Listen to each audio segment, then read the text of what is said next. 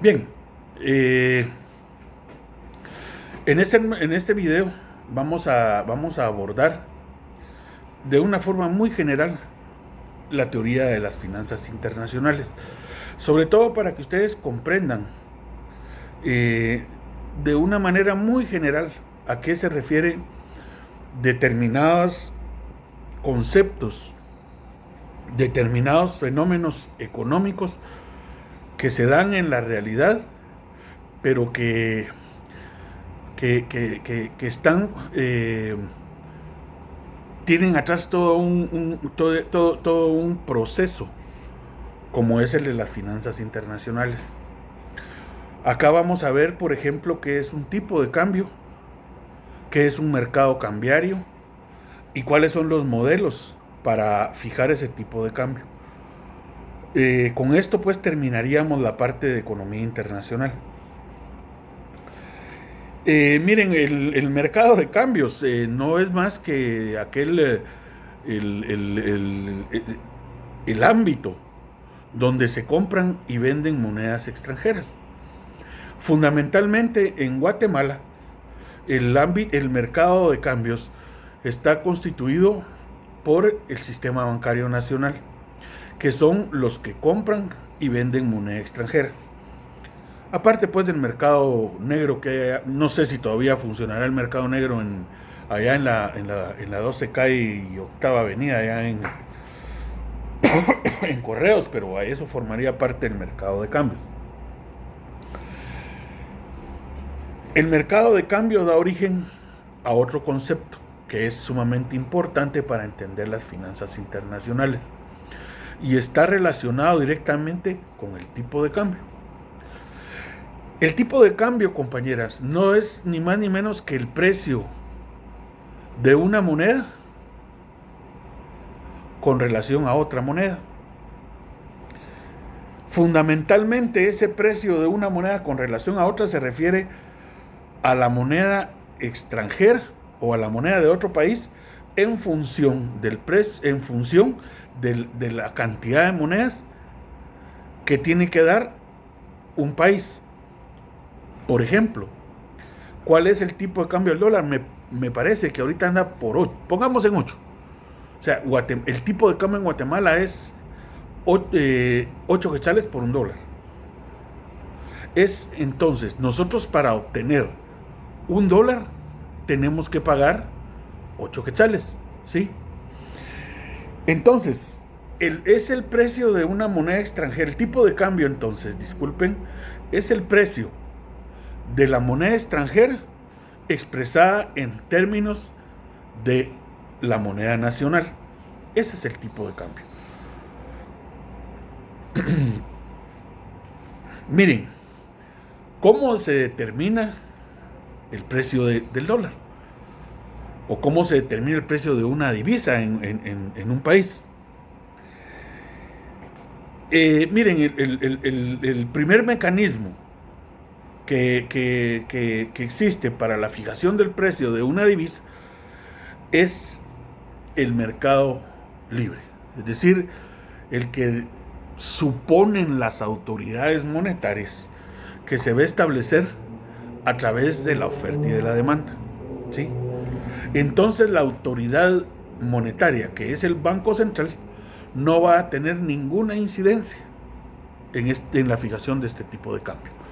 Por eso es que es un tipo de cambio flotante que está fijado por el mercado y la autoridad monetaria, que en este caso sería el Banco de Guatemala, no tiene absolutamente ninguna intervención en su fijación. Cuando hay una depreciación y una apreciación monetaria. Cuando hablamos de tipos de cambio, el tipo de cambio no es estable. Es decir, cuando hablamos de tipos de cambio flotante, el tipo de cambio no es estable. Puede ser que tenga entre el día de hoy y el de mañana hay un cambio sustantivo. O sea, lo que persigue la autoridad monetaria es que estos movimientos del tipo de cambio no sean bruscos, para que no afecten la actividad económica de un país. Pero cuando hay una depreciación del tipo de cambio.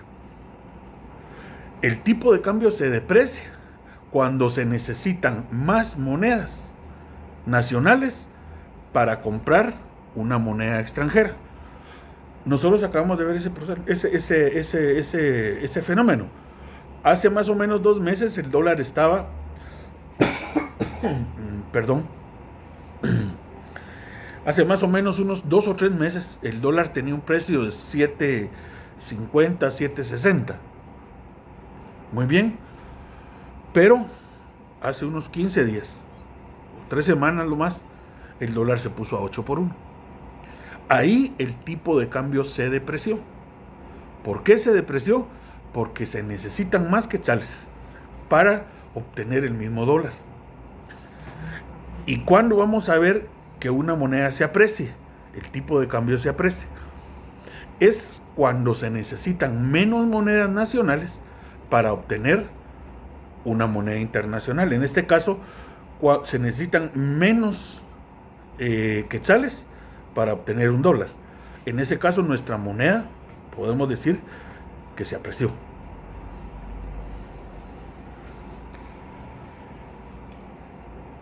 También existe la fijación del tipo de cambio por una autoridad monetaria. En este caso, se le conoce como tipo de cambio fijo. Este tipo de cambio fijo en Guatemala estuvo vigente más o menos hasta 1989, a mediados del 89, cuando el Banco de Guatemala fijaba el tipo de cambio. Sin embargo, eso ahora ya no se da. Ahora es la oferta y la demanda supuestamente la que va a fijar el tipo de cambio. En este caso, es cuando hay un tipo de cambio fijo, es el Banco de Guatemala, en el caso nuestro, quien se encarga de administrar las compras y ventas de moneda extranjera. Y cualquier incremento de la demanda de moneda extranjera es la autoridad del Banco de Guatemala quien debe de cubrirla, en tanto que cualquier falta que haga de moneda extranjera es obligación de la autoridad monetaria, la obligación del Banco de Guatemala vender la moneda a ese precio. ¿Sí? O sea, cuando hay un tipo de cambio fijo es la autoridad monetaria la que tiene la responsabilidad de la compra-venta de cualquier cantidad de divisa a ese precio. Por eso, miren, aquí realmente los bancos, al quitarle al Banco de Guatemala el tipo de cambio fijo, lo que hicieron los bancos fue hacerse con la ganancia que deja la compraventa de la moneda extranjera. Incluso al mismo gobierno le venden la moneda extranjera. Por eso es que los bancos lucharon para poderle arrebatar eso al Banco de Guatemala. Bueno, pero a la par del tipo de cambio flotante y a la par del tipo de cambio fijo, existe una flotación que se llama sucia o gestionada. Acá el asunto es que la autoridad monetaria deja flotar el tipo de cambio, pero lo deja flotar en determinado rango, es decir, interviene comprando o vendiendo moneda extranjera de acuerdo con los objetivos que se tengan de política económica y de acuerdo a las necesidades de estabilización del país. Por eso es que es una flotación sucia o gestionada, porque no obstante existe la autoridad, no obstante es el mercado el que va a fijar el tipo de cambio, es la autoridad monetaria, cuando hay desequilibrios, quien va a intervenir ese mercado para lograr la estabilización monetaria. Por eso es que se llama flotación sucia o gestionada.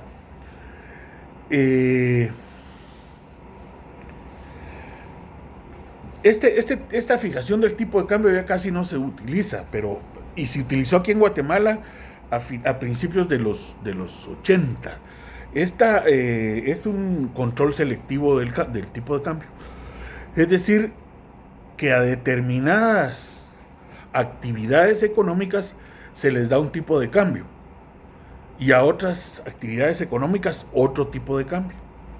Por ejemplo, acá en Guatemala a finales de los 70, principios de los 80, el turismo, la demanda de dólares para turismo tenía un tipo de cambio. Sin embargo, la demanda para insumos para la producción tenía otro tipo de cambio. Estos son los controles selectivos del tipo de cambio. Entonces, el tipo de cambio se va a fijar acá de acuerdo a las necesidades que tenga un país. Fundamentalmente, este tipo de cambio se va a establecer cuando el país no dispone de altas reservas monetarias internacionales, ¿sí? Las reservas monetarias internacionales están constituidas por todas las monedas del resto del mundo que tienen el sistema bancario en sus cajas y que están disponibles para que los consumidores puedan demandarlas. Entonces, cuando las reservas monetarias internacionales no son muy altas, como era el caso en ese tiempo, no podía Guatemala darse el lujo de estar gastándose los dólares en actividades recreativas ni en actividades turísticas, etcétera, ¿no? Sino que tenía que haber un control selectivo para que por lo menos hubieran los insumos para la producción. En ese tiempo recuerdo yo que iba a buscar repuestos para carros a los mecánicos y no encontraba. No hay, no ha entrado, o no hemos podido conseguir. Pero lo que estaba atrás de todo eso era que no habían dólares en Guatemala. Finalmente, existe otra forma de fijación del tipo de cambio, que se llama banda de flotación. Aquí, en la banda de flotación, lo que existe es un tipo de cambio mínimo y un máximo. Si el tipo de cambio oscila en esa banda de flotación, la autoridad monetaria la deja flotar libremente. Sin embargo, cuando se sale de esa banda de flotación, ya interviene la autoridad monetaria. Como ven, está relacionado con la flotación sucia, ¿sí? Solo que aquí es una banda de flotación que le va a permitir al gobierno que su aparato productivo y su moneda no se desestabilicen, ¿verdad?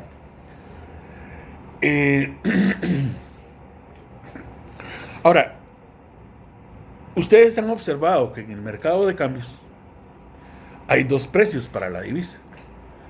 Cuando ustedes van a comprar y cuando ustedes van a vender. Regularmente, el tipo de cambio de referencia para la venta es menor al tipo de cambio de referencia para la compra. Cuando ustedes llegan a un banco a vender dólares, puede hacer que se los compren a 7.80, 7.85. Pero cuando yo voy a comprar, después de que ustedes vendieron sus dólares, a mí me lo van a dar a 8.05, 8.10. Entonces, estos dos tipos de cambio de referencia, uno es el tipo de cambio de compra y uno de venta. ¿Con qué objeto hay esta diferencia en el tipo de cambio? Esta diferencia en el tipo de cambio, en el argot bancario se conoce como spread. Esta operación spread lo que hace es que el banco gane por efecto de ser intermediario en la compra-venta de divisas. Es decir, esa diferencia entre el tipo de compra y el tipo de venta es la ganancia del banco, que es alrededor de 20 puntos porcentuales. O sea, eso es lo que se gana el banco por llevar a cabo las transacciones comerciales, con dólares. Voy a parar acá para que ustedes anoten sus preguntas y me las envíen. Muy bien. Ahora vamos a pasar a ver las propiedades y ventajas y desventajas tanto de los tipos de cambio flotantes como de los tipos de cambio fijos. Vamos a ver primero las propiedades de los tipos de cambio flotantes. Y aquí le voy a dar lectura a la pantalla. Funcionan los tipos de cambio flotantes. Funcionan como estabilizadores automáticos de la economía ante caídas de la demanda. Es decir, si hay una contracción en la demanda general del país, obviamente va a haber una contracción de las importaciones. Por lo tanto, el tipo de cambio va a tender a depreciarse, no, a apreciarse sería en este caso. Entonces se necesitarían menos quetzales, para obtener el mismo dólar. Repito, cuando hay una caída de la demanda, lo que pasa es que también las exportaciones se contraen, por lo cual existen baja la demanda de divisas para la producción, etcétera, ¿no? Por lo tanto, el tipo de cambio se aprecia. Entonces, el efecto en la economía es positivo cuando hay una caída de la demanda.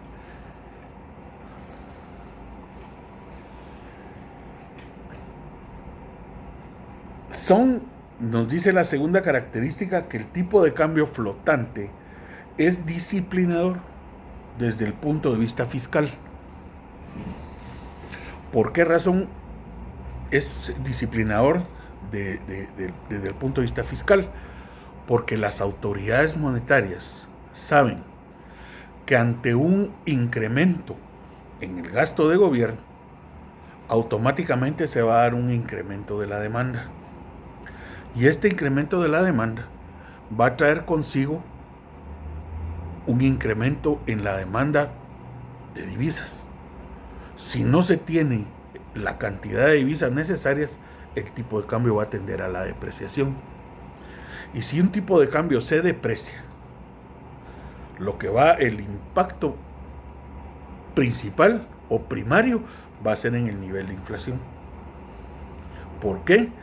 Porque va a costar más traer artículos importados, que generalmente nosotros importamos casi todo lo que consumimos. Va a costar más caro traer esos artículos importados hacia nuestro país. Se van a encarecer los fletes, se van a encarecer los insumos, etcétera, ¿no? Entonces las autoridades monetarias le ponen restricciones a los gobiernos para que tengan cuidado con expandir el gasto público, porque esto tiene efectos en el comercio internacional.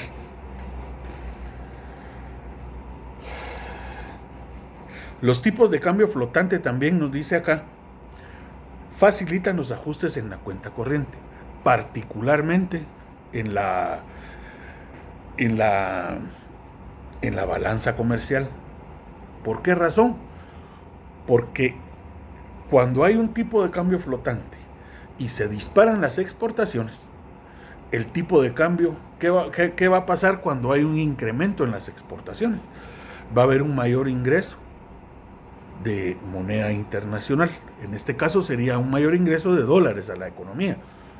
Y por lo tanto, el tipo de cambio se va a ir a apreciar. Es decir, se van a necesitar menos quetzales para obtener un dólar. Pero si pasa lo contrario, es decir, el saldo de la cuenta corriente, de la balanza de pagos es negativa, es decir, nosotros estamos importando más de lo que exportamos, va a haber una salida neta de moneda extranjera, va a haber una salida neta de dólares. Y esta salida neta de dólares va a provocar que, si la autoridad monetaria no cuenta con suficiente reserva monetaria internacional, el tipo de cambio se deprecie y tenga efectos automáticamente sobre la economía nacional. ¿Cuáles son esos efectos? Pues ya los mencioné. Lo primero que va a impactar es en los precios relativos de los bienes, es decir, va a haber inflación, porque se va a necesitar más moneda nacional para poder comprar las mismas mercancías. Esto va a impactar en la tasa de interés también.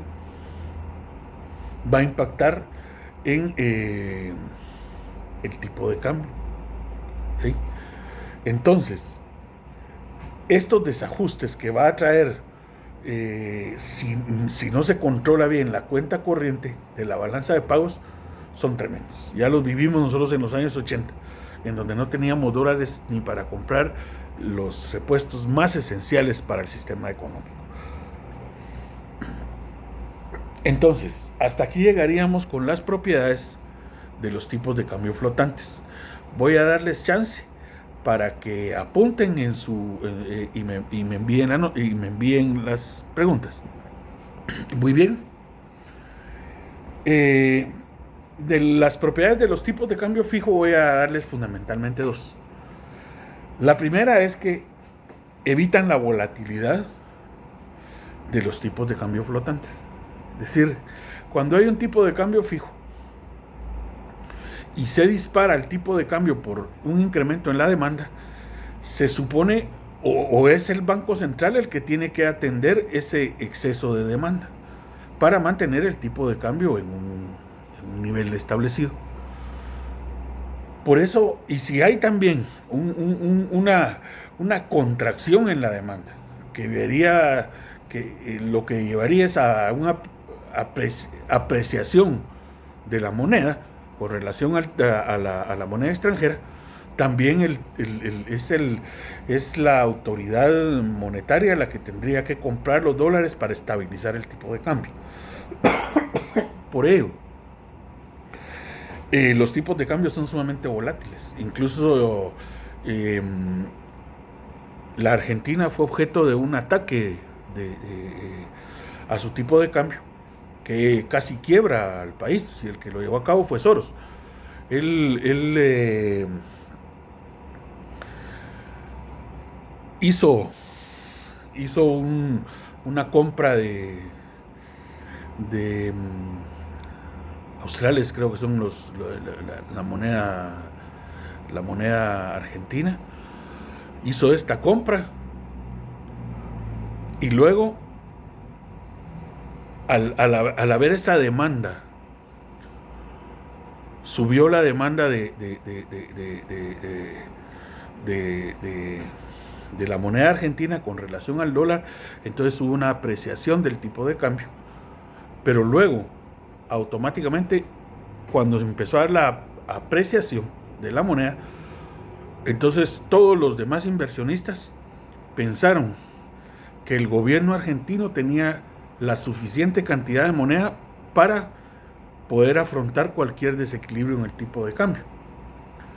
Sin embargo, en el espacio de una hora, que el tipo de cambio empezó a subir por efecto de las compras de Soros, luego vino y empezó a vender toda la cantidad de pesos o de soles de australes que él había comprado en el mercado cambiario argentino. Entonces el tipo de cambio aquí se empezó a depreciar. Y a depreciar, y a depreciar, y a depreciar. Y cuando estaba en su nivel más bajo, volvió a comprar dólares. Esta compra de dólares hizo que otra vez, volvió a comprar australes, o sea, la moneda argentina, y luego el tipo de cambio se empezó a recuperar. Pero estas operaciones las hizo en el periodo de 2-3 horas y casi quiebra a la Argentina. Solo por esto se ganó como 200-300 millones de dólares, solo por hacer eso. Pero iba a quebrar la economía argentina. Por eso es que la volatilidad de los tipos de cambio flotantes debe de ser controlado por la autoridad monetaria, porque de lo contrario el tipo de cambio se dispara y puede sufrir ese tipo de ataques como el que le hizo Soros a la moneda argentina. Y bueno, al final de cuentas van a disciplinar los tipos de cambio fijo, disciplinan a la autoridad monetaria, pero también al gobierno, para que no exceda y no expanda el gasto público, porque al haber mayor demanda agregada hay una mayor demanda de dólares. o de moneda extranjera en su defecto. Y estos incrementos en la demanda no siempre y no necesariamente tienen tienen un nivel de reservas monetarias internacionales que le permitan a las autoridades monetarias sostener el tipo de cambio. Muy bien, compañeras, para mí ha sido un gusto realmente exponerles sobre la economía internacional. Yo espero sus preguntas y voy a responderlas en el tiempo perentorio. Esta unidad va a ser parte del examen final. O sea, que por favor anoten eso, que esto es parte del examen final. Tanto la economía internacional, tanto la teoría del comercio internacional como la teoría de finanzas internacionales. De verdad les deseo todo lo mejor, que estén en su casa tranquilas, que no haya ningún sobresalto, que toda su familia esté bien y yo estaré subiendo el próximo módulo que se refiere a la política económica. Mientras tanto, pues reciban mis mejores saludos y mis mejores deseos para ustedes. Que tengan buen día.